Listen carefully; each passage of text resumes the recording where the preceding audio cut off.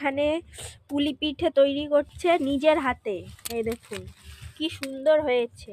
আমি একটা এই ছাঁচ দিয়ে বানিয়েছিলাম, একদম ভাল লাগছে না এটা দেখতে। আর এইগুলো দেখুন কি সুন্দর পারফেক্ট হয়েছে।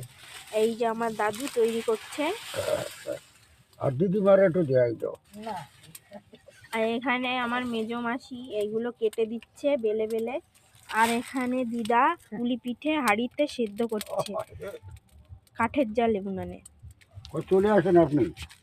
এই যে দাদু এই যে হচ্ছে প্রথমে ওর মধ্যে পুর ভরে নিয়ে ফোল্ড করে এবার এটা মুখগুলো একদম ভালো করে লাগাচ্ছে। অন্ধকারটায় ভালো বোঝা যাচ্ছে না, তবুও দেখানোর চেষ্টা করছি। এই যে মুখগুলো বুঝিয়ে দিয়ে এবার এটা ডিজাইন করবে সাইডে।